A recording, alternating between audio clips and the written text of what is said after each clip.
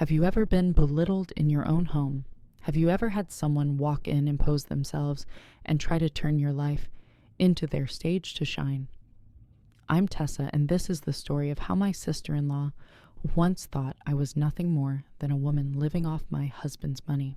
She tried to push me out of my own house until I pulled out a single document that left the entire family speechless. If you believe women deserve respect in their own homes, stay with me until the very end of this story. I promise the final twist will leave you deeply satisfied. Chapter 1. The Uninvited Guest with a Measuring Tape. My name is Tessa, and looking back, perhaps I should have been wary from the very moment Nadia, my husband's sister, walked into the house with a measuring tape in her pocket. She didn't bother to ask, didn't explain, just casually pulled it out and started measuring the windows, then the length of the walls, muttering numbers under her breath as though she were surveying her own design project. I was standing in the kitchen pouring coffee when I heard her voice drift in 42 inches perfect for those drapes from the downtown store. I stepped out, set the coffee cup on the table, and asked bluntly, "What drapes?" Nadia smirked, snapped the tape back into place, and replied as if it were the most natural thing. "Oh, just some ideas. These curtains look outdated, don't you think? This room feels like a museum." I froze. Those white lace curtains were my grandmother's handiwork. Every stitch crafted with care 3 months of her life poured into them. To me, they weren't outdated.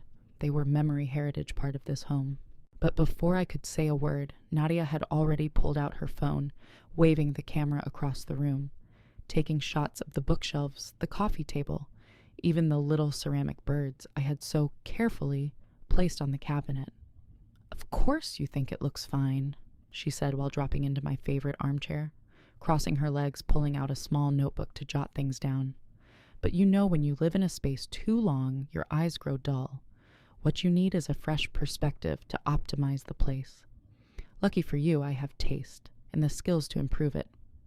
I sat down on the sofa, cradling my cup of coffee for warmth, forcing myself to remain calm. "Actually, I think everything is just fine the way it is," I replied. But Nadia only gave me a half smile, the kind that makes you feel as if you've just said something naive. Then she stood up, circling the living room like she owned it, words flowing unchecked. "You've got a good structure here, but the way you arrange things is killing its potential. Let me tweak it a little. You'll see the difference instantly." Before I could react, the ceramic vase on the mantelpiece was already moved to the side table. The lamp was turned at a different angle. The family portrait frame shifted by a few inches. See, Nadia beamed triumphant. "Just a few small changes, and the light feels different. The energy of the room flows better. You'll get used to it." I looked around. My familiar space suddenly felt foreign. The light seemed harsher now. The family photo awkwardly tilted my grandmother's vase, stranded in a lonely corner. I swallowed a sigh. It looked fine before I murmured, "Fine is never the same as optimized." Nadia cut me off. She pulled out her phone again, snapping a series of before and after shots, as if this were her personal design project. It was in that moment I realized something was off. This wasn't just about a few decorating suggestions. Nadia was crossing a line. My home, this sanctuary I had cherished detail by detail, was being turned into her playground. That evening, after Nadia finally left, I quietly put everything back in its place. But deep down, I knew this was only the beginning, and I was nowhere near prepared for the storm she was about to bring. Chapter 2. A Family Gathering. In whose house? 3 days later, Nadia showed up again, this time carrying bags as if she were arriving for a housewarming party. She came through the door, beaming. "I've brought a few little gifts that will surely brighten up this house." Before I could respond, she set them down right on the dining table, blazing orange throw pillows, a shiny sunburst clock, a metallic vase that looked like it belonged in a showroom. Without asking my opinion, she grabbed a pillow and rushed straight to the living room, wedging it into my grandmother's deep crimson velvet sofa. I froze, staring at the garish pillow, a neon traffic cone out of place. "See instant energy boost to the room," Nadia crowed, satisfied. I forced myself to swallow the irritation, only managing to say softly, It's a bit bright. Exactly. You play it too safe, Tessa. This house needs more personality. She kept moving, hanging the sunburst clock on the wall where my grandmother's watercolor painting had been. The metallic vase took center stage on the shelf, while the family photo frame was pushed aside into a shadowy corner. I wanted to protest, but every time I opened my mouth, Nadia cut me off with her syrupy yet commanding tone. You just have to trust my taste. Let me optimize the space. You'll adjust. I took a deep breath, telling myself I would put everything back once she left. But this time, Nadia didn't stop at rearranging furniture. The following Saturday, when I returned from yoga class, I was met with a scene I could hardly believe. Cars lined the driveway, the smell of lasagna thick in the air. Inside, my in-laws, Mark's younger brother, and of course Nadia were gathered around the dining table.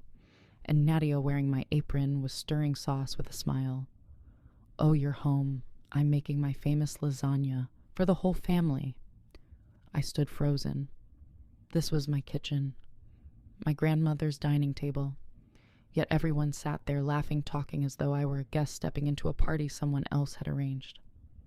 You didn't tell me about this, I turned to Mark. He scratched his head awkward. I thought you knew. Nadia said you wouldn't mind a little lunch gathering. My in-laws smiled graciously. Nadia is so thoughtful. Organizing such a warm family meal, it's lovely. I forced myself into the last seat at the table, the one usually reserved for strangers. As we ate, Nadia took the chance to jab again. Tessa's been busy with her little art projects lately. It's wonderful she has hobbies to pass the time. Of course, as for actual income, well, Mark covers everything. The table fell silent for a beat. I felt the blood pound in my ears. I'm a freelancer. I have steady clients, I said, my voice quiet but firm. Of course, my mother-in-law interjected with a strained smile. Creative hobbies are good, dear. But men are the true providers for a family. I turned to Mark, hoping he would object, but he kept his eyes down, slicing into the lasagna as if it were the most pressing task in the world.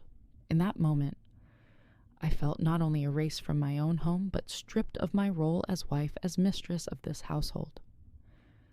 Nadia wasn't just bringing pillows, hanging clocks, or hosting meals. She was steadily seizing control.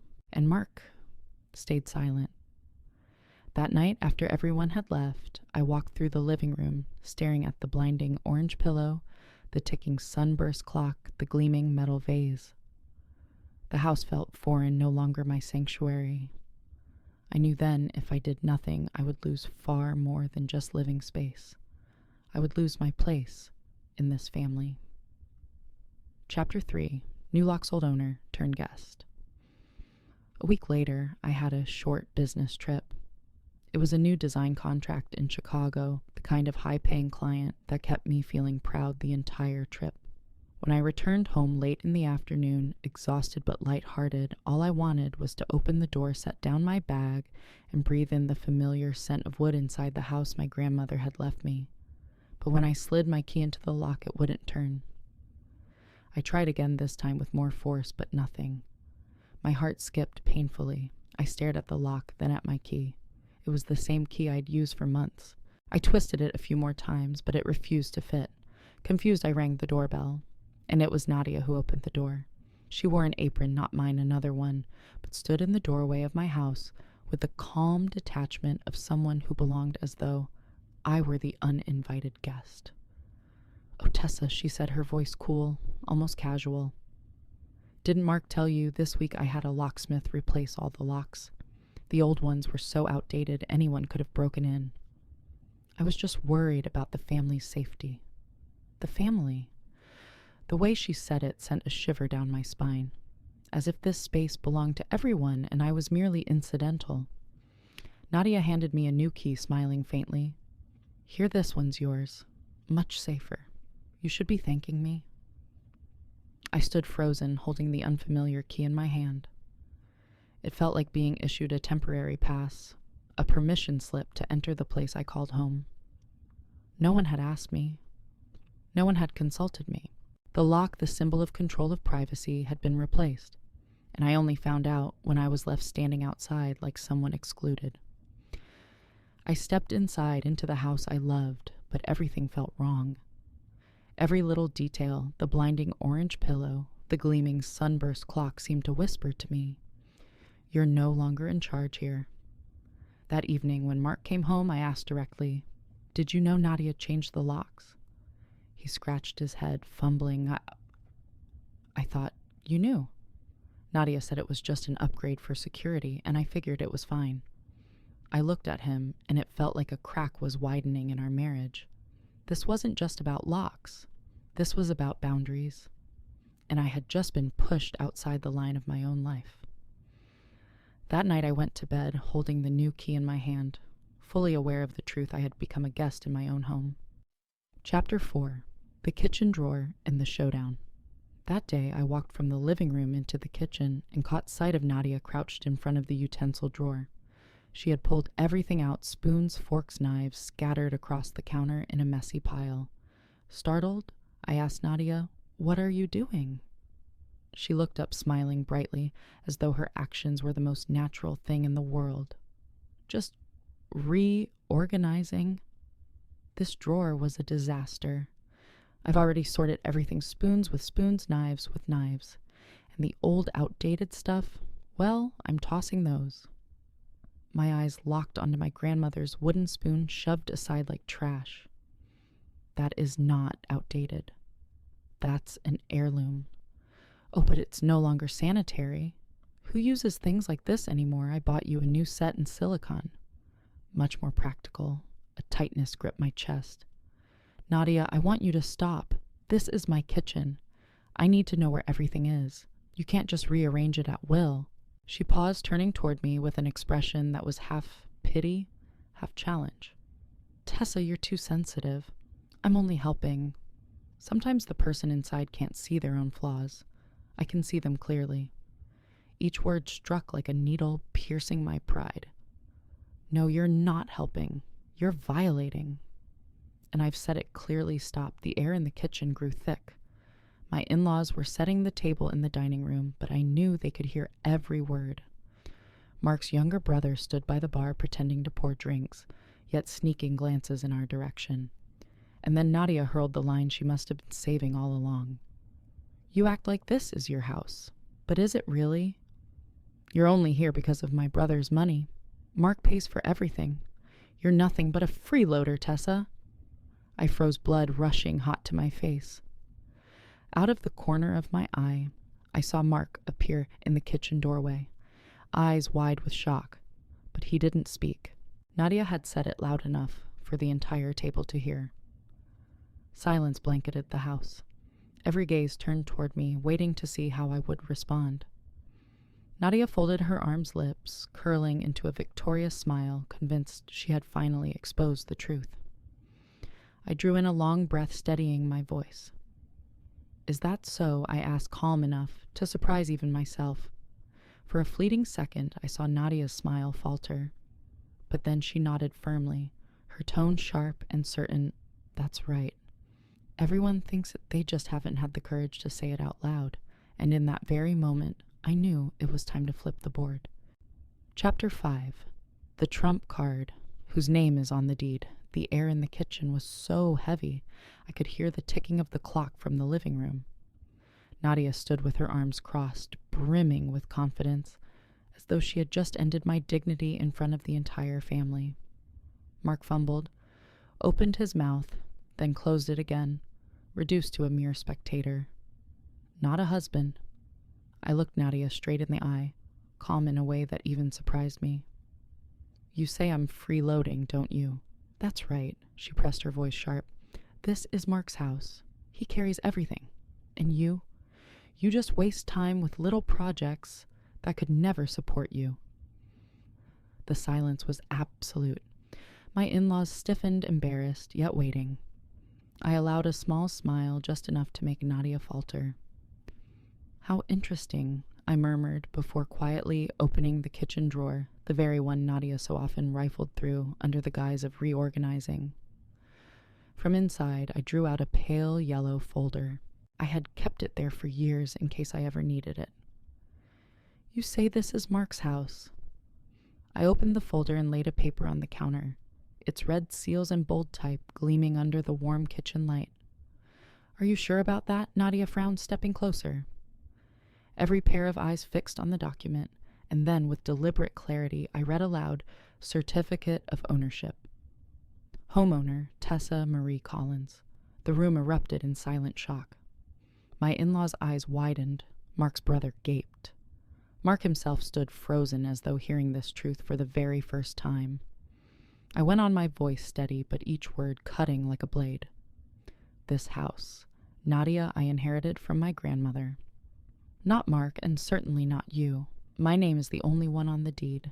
Every legal document proves it, and if you need further confirmation, my attorney has already verified everything. Nadia's face went crimson, then pale. No, that's impossible. You're lying to us. I arched a brow. Lying, did you ever ask? Or did you simply assume whatever made you feel comfortable? I never lied. It was you, all of you, who crafted the story that Mark owned this house, and you used that story to humiliate me. At last, Mark spoke, his voice trembling. Tessa, why didn't you ever tell me? I turned to him, locking eyes. Because you never asked.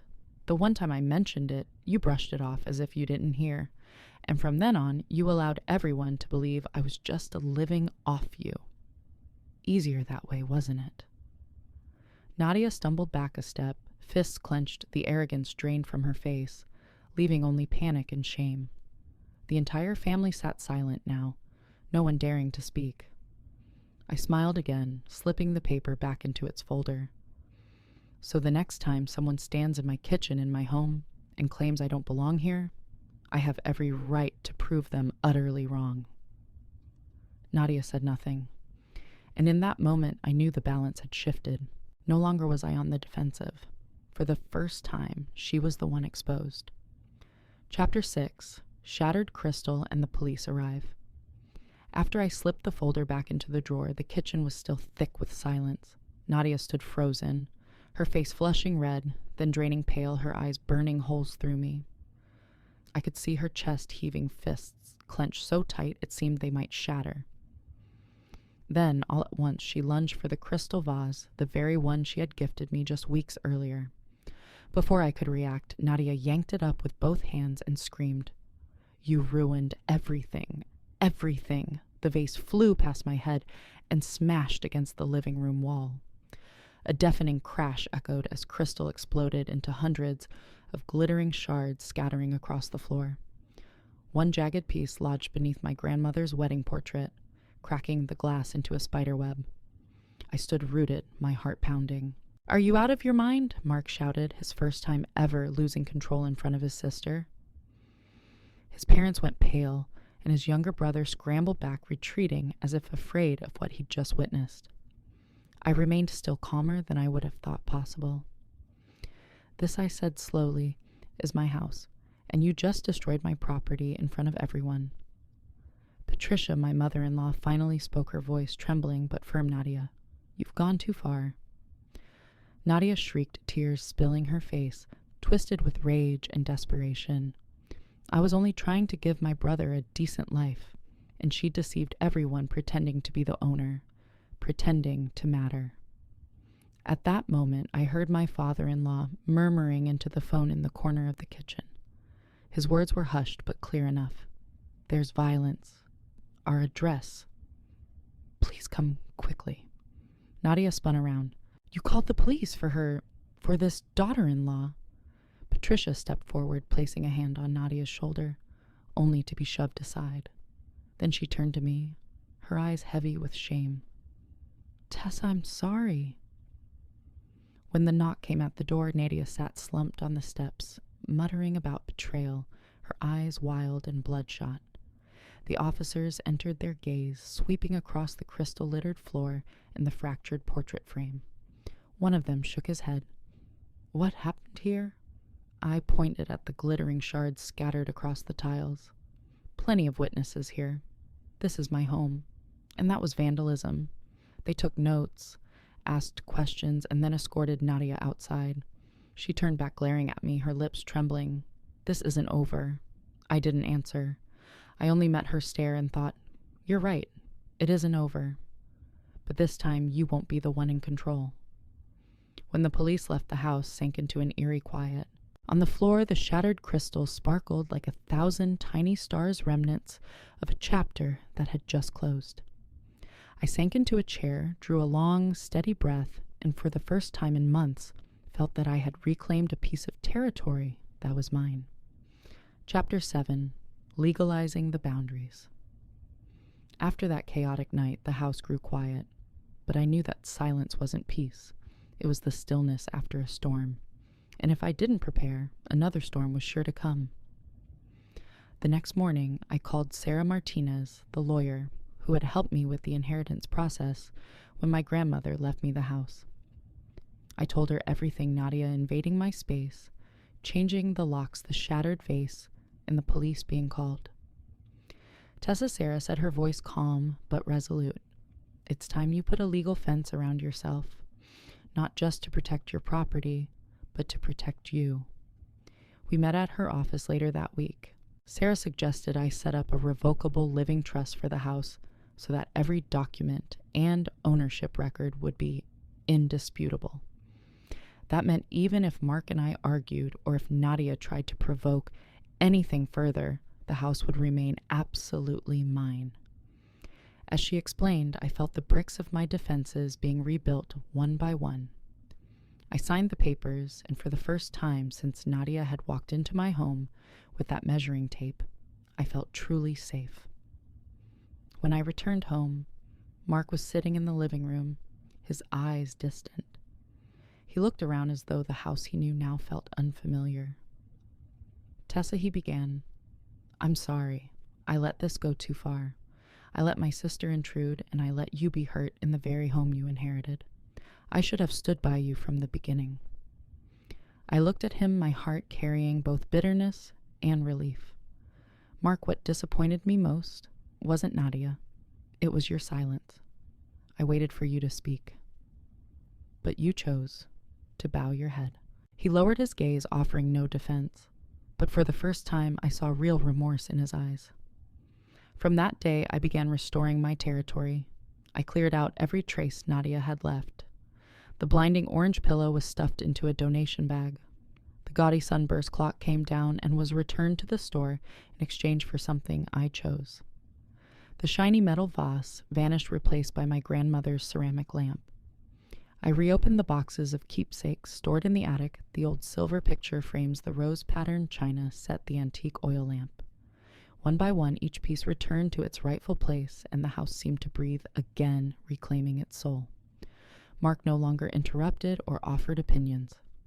He silently carried boxes, hung pictures, repainted walls at my request.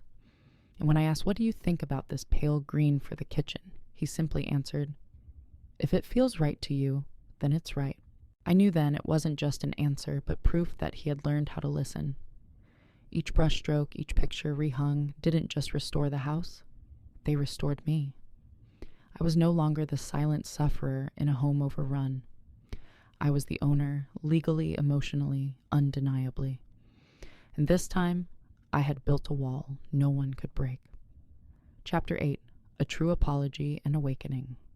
One still afternoon, as I was watering the rose bushes in the garden, the familiar car of my mother-in-law pulled up at the gate. Patricia stepped out carrying a tray of lasagna still warm from the oven. For a moment, I froze, uncertain what her purpose was this time. "Tessa," she called softly, her voice unusually gentle. "I made a bit too much thought you and Mark might like some." We sat down together on the porch. The late sunlight spread across the garden, serene in a way that felt almost ironic, given the storms we'd just endured. Patricia remained quiet for a long while, searching for words. At last she sighed. "I owe you an apology, a real one, not the polite words I muttered the night the police came." I stayed silent, letting her continue. "I was blind. I wanted so badly to keep the peace, to avoid conflict among my children, that I closed my eyes to the way Nadia treated you. Worse, I allowed her to twist everything until it seemed as if you were the problem. I should have seen it sooner. I should have protected you. I looked at her face. The weight of fatigue etched deep into her lines, and for the first time, I believe she truly regretted it. Nadia is my daughter. I love her, Patricia went on. But love doesn't mean covering up her faults. She's jealous of you, Tessa. You have a beautiful home, a loving husband, a peaceful life she craves. And instead of building something for herself, she chose to destroy what you had. I'm sorry I didn't stop her. A heavy stone inside my chest seemed to loosen. For so long I had believed I was just an outsider in the Fletcher family. But now the woman who once stayed silent in the face of my pain admitted her mistake. I smiled faintly. Thank you. Honestly, what I feared most wasn't Nadia. It was the silence from everyone else. The silence made me feel invisible. Patricia clasped my hand, her eyes glistening.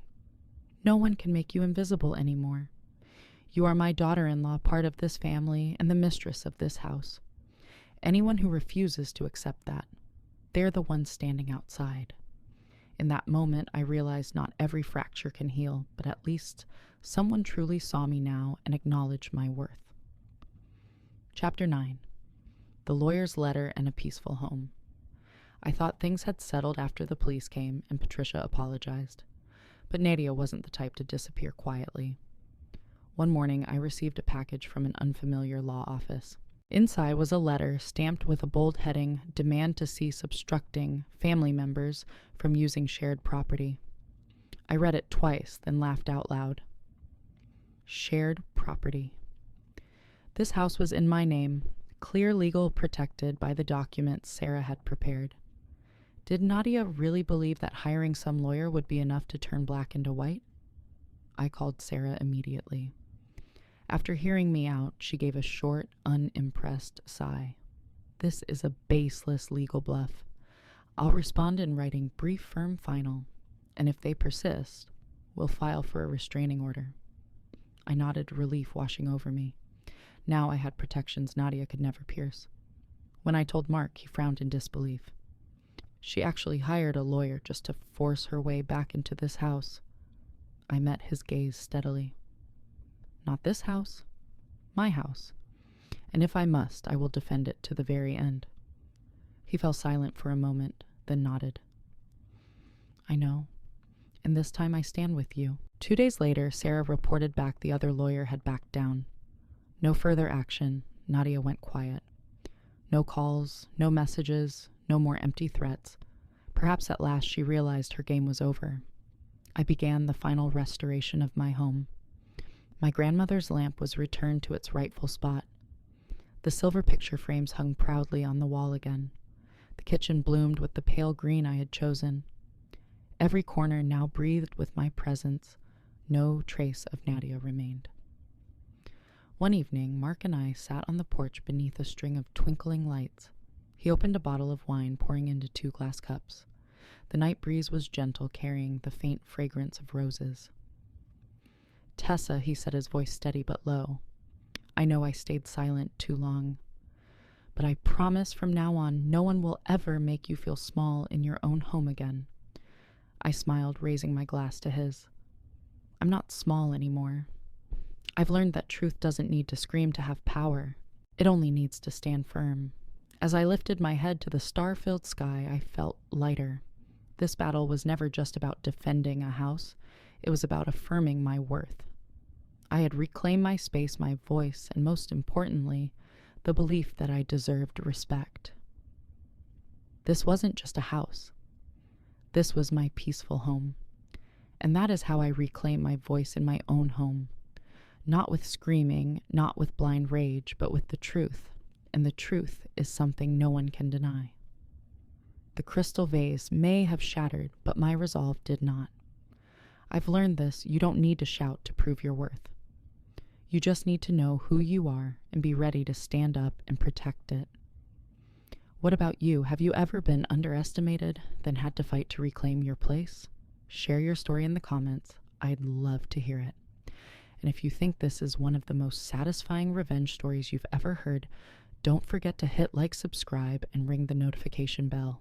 because there are plenty more true Reddit stories filled with power, justice, and self-belief waiting for you here on Scarlet Vows.